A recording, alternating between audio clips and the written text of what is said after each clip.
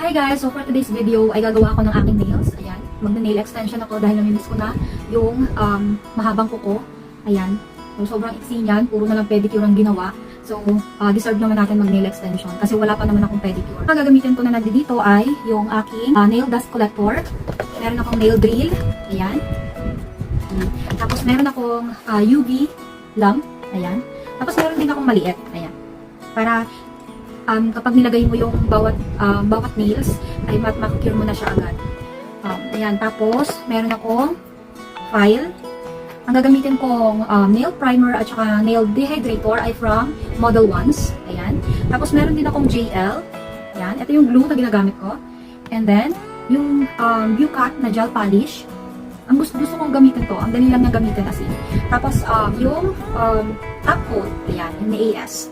And nipper. Ayan. Nipper ito ni Mr. Green. Ayan, Mr. Green.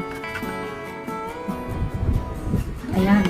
Kasi ang ganda din ng Mr. Green na nipper na yan dahil ano yan, matalas masyado. And ano pa ba? Kailangan natin ng alcohol pads. Ayan, meron ako mga ganyan. Oh. Ayan. And then, yung aking gel cleanse.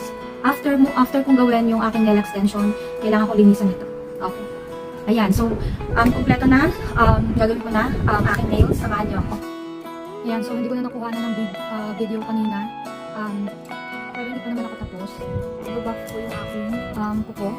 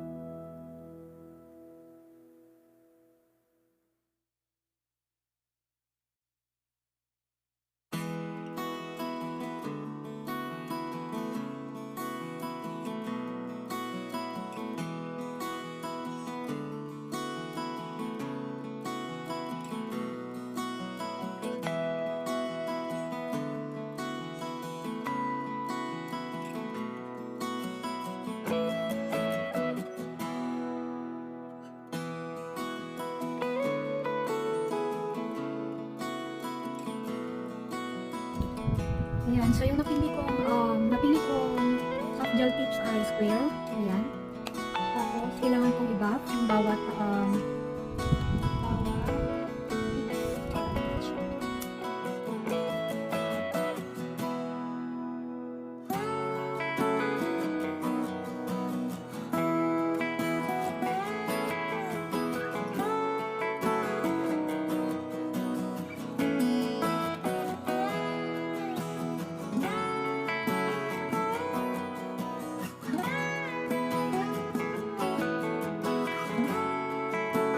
ayan, tapos mag-nail primer na tayo kasi tapos na ako mag-buff.